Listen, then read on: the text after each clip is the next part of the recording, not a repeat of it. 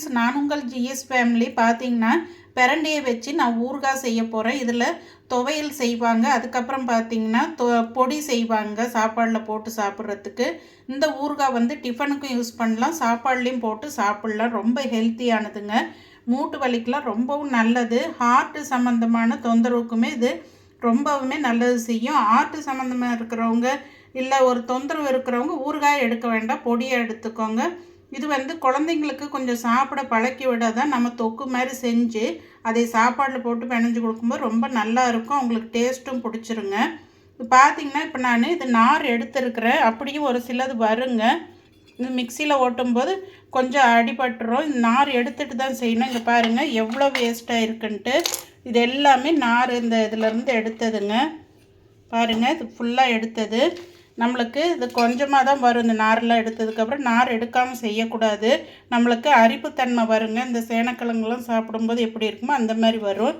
இது எடுத்துட்டேன் மொத்தமே. இதை இப்போ நம்ம ஆயிலில் வதக்கிக்க போகிறோம். இது பார்த்திங்கன்னா அதோட கீரைங்க. இது நான் துவையல் அரைக்க போகிறேன். இது ரொம்ப டேஸ்ட்டாகவும் இருக்கும். இந்த கீரை வந்து யூஸ் பண்ணிக்கலாம், இதுவும் ஸ்ட்ரென்த்து தாங்க, வேஸ்ட்டு பண்ண வேண்டாம். நான் இதை இப்போ ஊறுகாயில் போட போகிறதில்ல, துவையல் தான் அரைக்க போகிறேன். அதுக்கப்புறம் பார்த்திங்கன்னா இதுக்கு தேவையானது பழைய புளி கொஞ்சம், புதிய புளி கொஞ்சம் எடுத்துருக்குறேன். கலர் நல்லாயிருக்கும். பழைய புளி எடுக்கும்போது ஊறுகாய் ரொம்ப நாளைக்கு தாங்கும், அதே மாதிரி டேஸ்ட்டும் நல்லாயிருக்கும். அதுக்கப்புறம் சின்ன வெங்காயம் எடுத்துருக்கேன். நிறைய பேர் பூண்டு போடுவாங்க. நான் ஒரு மெத்தட் சின்ன வெங்காயம் போடுவேன், ஒரு மெத்தட் வந்து பூண்டு போடுவேன். இது பொடியாக அரிஞ்சு இதையும் வதக்கிட்டு தான் செய்ய போகிறோம், தண்ணி இல்லாமல். அதுக்கப்புறம் கடுகு, சீரகம், அதுக்கப்புறம் வெந்தயமும் கடுகும் கலந்த பொடி, மஞ்சத்தூள், கட்டி பெருங்காயம், கருவேப்பிலை தாளிக்கிறதுக்கு, அதுக்கப்புறம் கல்லுப்பு, மிளகாய்த்தூள். பார்த்திங்கன்னா நான் இந்த மாதிரி சில்லி ஃப்ளேக்ஸ் மாதிரி தான் அடித்து வச்சுருப்பேன். இது மாங்காய் ஊறுகாய்க்கு எல்லாத்துக்குமே நான் இப்படி தான் போடுவேன். ஊறுகாய் வெரைட்டி எல்லாத்துக்குமே நைஸாக அரைச்சி நான் போட மாட்டேன். அதுக்கப்புறம் பார்த்திங்கன்னா நல்லெண்ணெயில் தான் இது எல்லாமே செய்யணும். ஊறுகாய்னாலே தொக்கு ஊறுகாய் எல்லாமே நல்லெண்ணெயில் செய்யணும். கடைசியாக பார்த்திங்கன்னா சின்ன நெல்லிக்காய் சைஸ் அளவுக்கு நாம் வெல்லம் போட்டுக்கலாங்க. இப்போ நம்ம எப்படி செய்கிறதுன்றதை பார்ப்போம் வாங்க. முதல்ல புளியில் பார்த்தீங்கன்னா சுடு தண்ணி கொஞ்சமாக விட்டுக்கலாம், நிறைய தண்ணி வேண்டாங்க. இது கொஞ்சம் திக்காக தான் கரைச்சிக்கணும். நல்லா பிசைஞ்சு நார் விதையெல்லாம் இருந்தால் எடுத்துருங்க. முதல்ல எடுத்துட்டு வேணாலும் தண்ணி விட்டுக்கலாம், இல்லை நம்ம கரைக்கும் போது எடுத்துடலாம். அதுக்கப்புறம் பார்த்தீங்கன்னா நம்ம அரைக்கிறதுக்கு, பிரண்டை அரைக்கிறதுக்கு கொஞ்சம் அந்த நார் தன்மை இருக்கிறனால ஸ்ட்ரக் ஆகுங்க, நம்மளுக்கு அரைக்க வராது. அதனால என்னென்னா இந்த புளி கரைசலை விட்டு நல்லெண்ணெய் கொஞ்சம் விட்டு தான் நம்ம அரைக்க போகிறோம். அதுக்கு இது ஃபஸ்ட்டு ஊற வச்சிடலாம். கடாய் வச்சு கடாய் ஹீட் ஆயிடுச்சுங்க, நல்லெண்ணெய் விட்டுக்கலாம். எப்பவுமே நல்லெண்ணெய் வந்து ஊறுகாய் பொறுத்த வரைக்கும் கொஞ்சம் எக்ஸ்ட்ரா விட்டுக்கணுங்க. இப்போ இது நான் இந்த பிரண்டையும் சின்ன வெங்காயம் வதக்கிறதுக்கு விட்டுருக்கிறேன். மிளகாய் தூள் எப்பவுமே நைஸா போடாதீங்க, நல்லா இருக்காது. கொஞ்சம் திப்பி திப்பியா இருந்தால் அந்த விதைகளோடு சாப்பிடும்போது நல்லா இருக்கும் ஊறுகாய். ஆந்திரா ஸ்டைல்லாம் அப்படிதான் போடுவாங்க. நாங்க எப்பவுமே இந்த டைப்ல தான் போடுவாங்க, நைஸா அரைச்சது போட மாட்டோம். வேற வழி இல்லை, டைம் இல்லை அப்படின்னா தான் அதை போடுவோம். இப்போ ஆயில் ஹீட் ஆயிடுச்சுங்க. ஃபர்ஸ்ட் நாம சின்ன வெங்காயத்தை வதக்கிக்கலாம். சின்ன வெங்காயமா பூண்டா அது உங்கள் விருப்பங்க, எது பிடிச்சிருக்கோ அது போட்டுக்கோங்க. சின்ன வெங்காயம் போடும்போது கொஞ்சம் டேஸ்ட் நல்லா இருக்கும். ஈரம் இருக்கக்கூடாதுங்க, வாஷ் பண்ணிவிட்டு ஒரு துணியில் தொடச்சிக்கோங்க.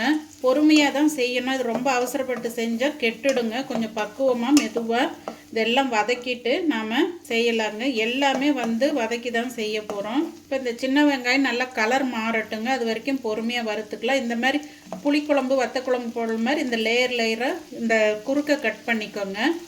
அப்போ நம்மளுக்கு தட்டுப்படும்போது சாப்பிடும்போது நல்லா இருக்கும் அது டேஸ்ட்டு. தனியாக சின்ன வெங்காயம் ஊறுகாயும் போடுவாங்க. இது எதுக்காகன்னா பிரண்டை மட்டும் போட்டால் டேஸ்ட்டு ஒரு டிஃப்ரெண்ட்டாக இருக்குங்க. அதனால் இதை சேர்த்து பண்ணும்போது ரொம்ப நல்லா இருக்குங்க. அந்த தொக்கு மாதிரி நம்ம செய்யறதுனால ஊறுகாயின்னு சொல்லலாம், தொக்குன்னு சொல்லலாம், எப்படி வேணாலும் நீங்கள் எடுத்துக்கலாம். இது நல்லா வதங்கட்டுங்க. பாருங்க ஓரளவுக்கு ப்ரௌன் கலர் வர மாதிரி ஆயிடுச்சு. இந்த ஸ்டேஜில் எடுத்தால் நம்மளுக்கு ஊறுகாய் கெடாதுங்க. இதுலேயே சின்ன வெங்காயத்துலேயே ரொம்ப பொடிசாக இருக்கும் இல்லைங்களா, நம்மளுக்கு உரிக்க முடியாத மாதிரி, அந்த மாதிரி இருக்கிறத முழுசாகவே போட்டுக்கலாம், நல்லா இருக்கும் எடுத்து சாப்பிட. இப்போ நாம் ஆயில் கொஞ்சமாக வடித்த மாதிரி நம்ம எடுத்துக்கலாம். இது ஆயில் இருந்தாலும் பிரச்சனை இல்லைங்க, திருப்பி இதில் தான் போட போகிறோம். கொஞ்சம் அந்த ப்ரௌனிஷாக வரும்போது எடுத்துக்கோங்க. நீங்கள் தைரியமாக வெளியே கூட வைக்கலாம், ஊறுகாய் ஒன்றும் ஆகாதுங்க. நிறைய வெங்காயமோ பூண்டோ அந்த மாதிரி போடாதீங்க. அப்புறம் பிரண்டையோட ஃப்ளேவரே வராது. அப்புறம் வெங்காய ஊறுகாய் மாதிரி ஆகிடும், இல்லை பூண்டு ஊறுகாய் மாதிரி ஆகிடும். இப்போ இது எல்லாத்தையுமே எடுத்துட்டு அடுத்து நாம் பிரண்டையை போட்டுக்கலாம். இப்போ இன்னும் கொஞ்சம் ஆயில் விட்டுட்டு நாம் பிரண்டையை போட்டுக்கலாம். எந்த அளவுக்கு வதக்குறீங்களோ அந்த அளவுக்கு உங்களுக்கு அந்த அரிப்புத்தன்மை இல்லாமல் இருக்கும், இந்த டேஸ்ட்டும் நல்லா இருக்குங்க. இப்போ எடுத்து வச்சது எல்லாமே போட்டுக்கலாம். இதை முதல்லையே வந்து வாஷ் பண்ணிவிட்டு நார் எடுத்துக்கோங்க. நார் எடுத்துட்டு வாஷ் பண்ணிங்கன்னா ஈரப்பதம் அதிகமாக இருக்கும். அதுவும் போக உங்களுக்கு வாஷ் பண்ணும்போது அரிப்பு அதிகமாக இருக்கும். அந்த லென்த்தாக தண்டு மாதிரி இருக்கும்போதே நீங்கள் வாஷ் பண்ணிக்கலாம். இன்னொன்று பார்த்தீங்கன்னா, நீங்கள் ஃப்ரெஷ்ஷாக எடுத்தவொடனே நீங்கள் நார் எடுத்திங்கன்னா என்னதான் ஆயில் தடவுனாலும் உங்களுக்கு வந்து அந்த கை அரிப்பு எடுக்குங்க. அப்படி இல்லாமல் நீங்கள் என்ன பண்ணுறீங்கன்னா, கொஞ்ச நேரம் இப்போ காலையில் எடுத்தீங்கன்னா சாயந்தரம் அந்த மாதிரி நார் எடுத்துக்கோங்க. அந்த மாதிரி கொஞ்ச நேரம் நீங்கள் தண்ணி தொளிச்சு வச்சிருங்க, ஒன்றும் ஆகாது, வாடியெல்லாம் போகாது. இப்போ இது நல்லா வதங்கி கலர் மாறி வருங்க. இப்போ நான் காட்டுறேன். கொஞ்சம் ஹை ஃப்ளேமில் வைக்காம கொஞ்சம் மீடியம் ஃப்ளேமில் வச்சு வறுத்துக்கோங்க. பாருங்கள் பிரண்டை எந்த அளவுக்கு வதங்கி இருக்கு பாருங்கள். நம்ம நல்லா க்ரீனிஷாக போட்டோம் இல்லைங்களா, அது பாருங்கள் கலர் மாறி இருக்குது. இப்படி வதக்குனா தான் என்ன தான் நம்ம சுத்தம் பண்ணாலும் 1-2 நார் இருக்குங்க. பாருங்கள், நாம் என்ன சுத்தம் பண்ணாலும் 1-2 அதில் வந்துகிட்டே தான் இருக்கும், உரிக்க.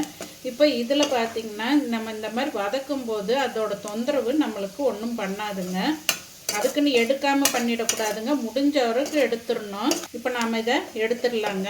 ஆயில் ஃபில்ட்ரு பண்ணி எடுத்துடலாம். இப்போ இதே ஆயிலில் நம்ம பெருங்காயத்தை போட்டுக்கலாம். இப்போ இந்த ஆயில்லையே நம்ம பெருங்காயத்தை போட்டு கொஞ்சம் பொரிச்சு எடுத்துக்கலாம். கட்டி பெருங்காயம் போட்டால் ஊறுகாய் நல்லா டேஸ்ட்டாக இருக்குங்க. இப்போ பாருங்கள், இது ரெண்டுமே எடுத்தாச்சு. இதை நாம் ஆற வச்சுட்டு அரைச்சிக்கலாங்க. இப்போ நிறைய பிரண்டை இருந்ததுன்னா நீங்கள் என்ன பண்ணுறீங்கன்னா, கொஞ்சம் பிரண்டையும் வெங்காயமும் தனியாக எடுத்து வச்சுட்டு ஃபைனலாக பார்த்தீங்கன்னா நீங்கள் வதக்கி ஓரளவுக்கு வதக்கி பாதி அளவுக்கு வதக்கும்போது நீங்கள் வந்து பார்த்தீங்கன்னா, இப்போ நிறைய பிரண்டை இருந்ததுன்னா நீங்கள் என்ன பண்ணுறீங்கன்னா, கொஞ்சம் போல் பிரண்டையும் சின்ன வெங்காயமும் தனியாக எடுத்து வச்சுட்டு நீங்கள் எல்லாம் அரைச்சிட்டு போடும்போது கொஞ்சம் மேலே அப்படி போட்டிங்கன்னா அங்கங்கே நம்ம எடுத்து சாப்பிட்றதுக்கு தட்டுப்படுங்க. இப்போ இதில் நான் கொஞ்சம் எடுத்து வச்சுட்டு தான் அரைக்க போகிறேன். பெருங்காயம் ரெடி ஆகிடுச்சுங்க. இப்போ நாம் அதை அரைச்சிட்டு கடுகு, உளுந்து, சீரகம், கருவேப்பிலாம் போட்டு தாளிச்சிடலாம்.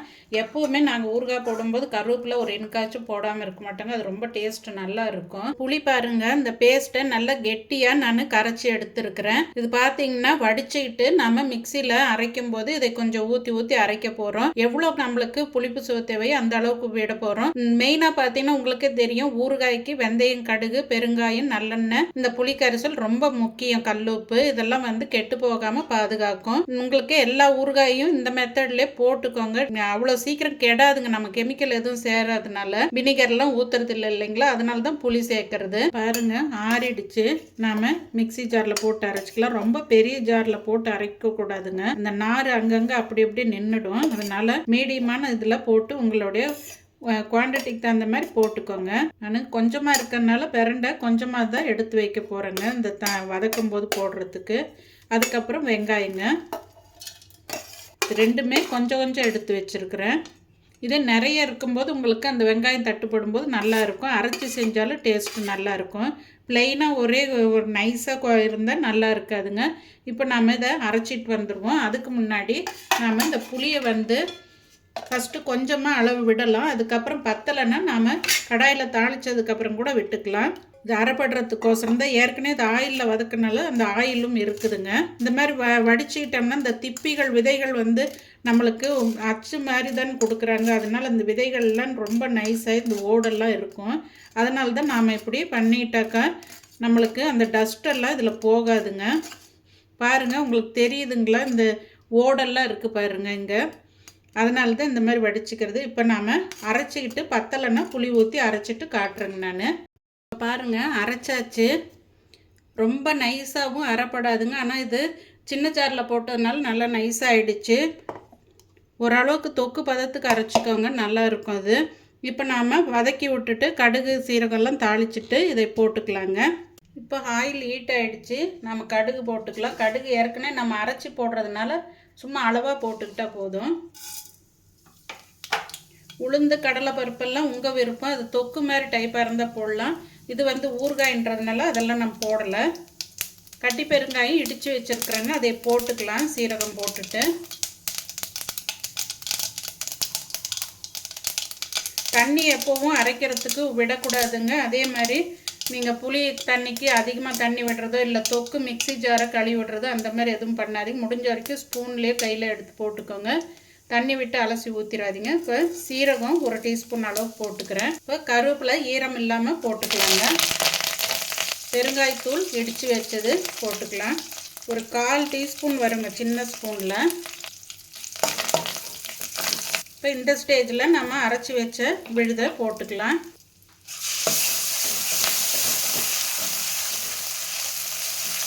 பிரண்டையை பொறுத்த வரைக்கும் அதில் ஈரத்தன்மை அதிகமாக இருக்கும் இல்லைங்களா. அந்த சதை வந்து உங்களுக்கு நல்லாவே உள்ள ஜூஸியாட்டம் இருக்கும். அதனால் நம்மளுக்கு வதக்கும் போது நம்மளுக்கு கம்மியாயிடுங்க அளவு. அதனால் வதக்கிட்டு நீங்கள் காரமெல்லாம் போட்டுக்கோங்க, உப்பு காரம் எல்லாமே. இப்போ எல்லாத்தையுமே எடுத்து போட்டுக்கலாம். இப்போ பாருங்கள், இந்த எடுத்து வச்சது நம்ம போட்டுடலாம்.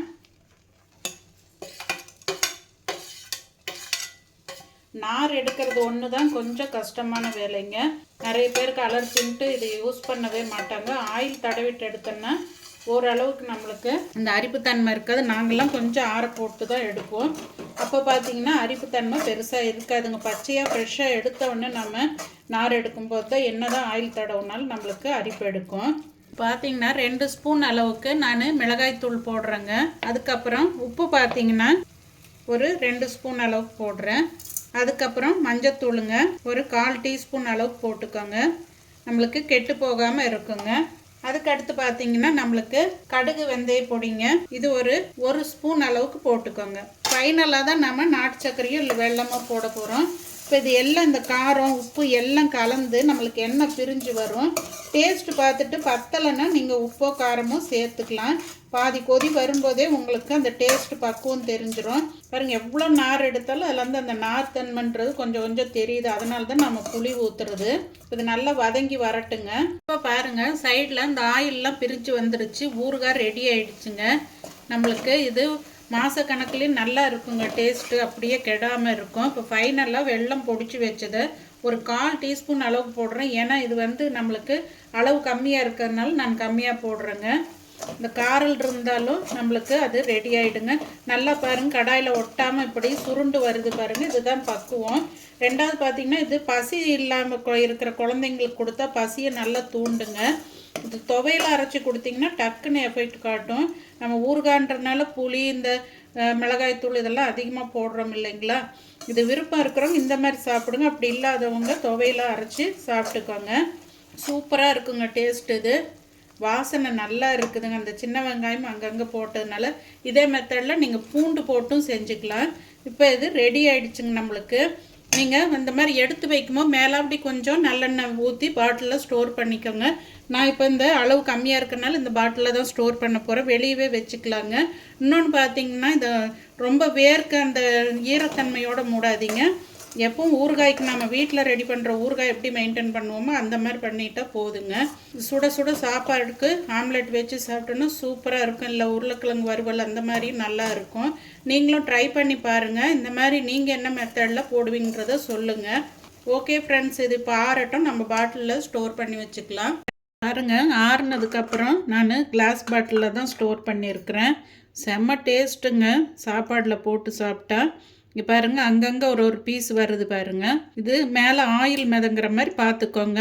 கொஞ்சம் டைம் எடுக்கும்போது இன்னும் கொஞ்சம் இந்த புளிப்பு காரம் உப்பு எல்லாம் ஊறி ரொம்ப டேஸ்ட்டாக இருக்குங்க. புளியோதரெல்லாம் இதுக்கிட்ட தோற்று போயிடுங்க. அந்த அளவுக்கு டேஸ்ட்டாக இருக்கும். உங்களுக்கு கிடைச்சதுன்னா இந்த மாதிரி ட்ரை பண்ணி பாருங்கள். ரொம்ப விரும்பி சாப்பிடுவாங்க. புளியோதரை பிரியர்கள் யார் யார் இருக்கீங்களோ, அதாவது புளிப்பு இருக்குன்னு சொல்ல வரலைங்க. அது எப்படி நல்ல நிறைய பேருக்கு பிடிக்குமோ அதே மாதிரி இதுவும் செஞ்சு பழகிட்டிங்கன்னா உங்களுக்கு ஊறுகாயை விட இது ரொம்ப பிடிச்சி போகுங்க. மற்ற ஊறுகாய் எல்லாமே இதுக்கப்புறம் தாங்க அந்த அளவுக்கு டேஸ்ட் டாப்பா இருக்குதுங்க. நீங்களும் ட்ரை பண்ணி பாருங்க. இந்த மாதிரி ஆயில் மதங்கிற மாதிரி வச்சுக்கோங்க. ரொம்ப டேஸ்டாவும் நல்ல ஒரு ஹெல்த்தியானதும் கூடங்க. இதே துவையில் அரைச்சி சாப்பிடும்போது இதோட பெனிஃபிட்ஸ் அதிகங்க. இப்போ பாருங்க, மிச்சம் இருக்கிறதுல நம்ம சாப்பாடு போட்டு கலரி சாப்பிடலாங்க. நிறைய பேர் இந்த மாதிரி கடாயில் போட்டு செஞ்ச தொக்குல போட்டு சாப்பிடுவாங்க. நிறைய பேருக்கு பிடிக்குங்க.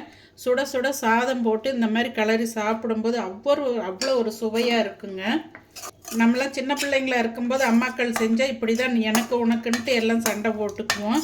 இந்த மாதிரி கலரி சாப்பிடும்போது இந்த பாத்திரத்தோடு சாப்பிடும்போது அவ்வளோ ஒரு டேஸ்ட்டாக இருக்குங்க. எனக்கு ரொம்ப பிடிச்சிருக்குதுங்க. நீங்களும் இதே மாதிரி ட்ரை பண்ணி பாருங்கள். அங்கங்கே ஒரு பீஸ் நாம் தொக்கு வச்ச மாதிரியே வருது பாருங்கள். இது அவ்வளோ ஒரு சுவையாக இருக்குங்க. நீங்கள் ஸ்கூலுக்கு கூட இதை பேக் பண்ணி கொடுக்கலாங்க. ரொம்ப டேஸ்ட்டாக இருக்குங்க. பாருங்கள் எவ்வளோ ஒரு கலர்ஃபுல்லாக அந்த பீஸோட எவ்வளோ நல்லா இருக்குது பாருங்கள். நீங்களும் ட்ரை பண்ணி பார்த்துட்டு எப்படி வந்ததுன்றது சொல்லுங்கள்.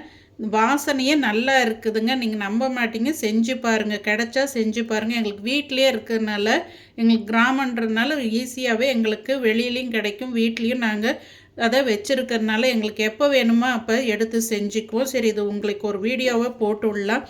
யார் யாருக்கு பிடிக்குமோ நீங்கள் ட்ரை பண்ணி பாருங்கள். ரொம்ப டேஸ்ட்டாக இருக்குங்க. ஓகே ஃப்ரெண்ட்ஸ், அடுத்த ஒரு வீடியோவில் பார்ப்போம்.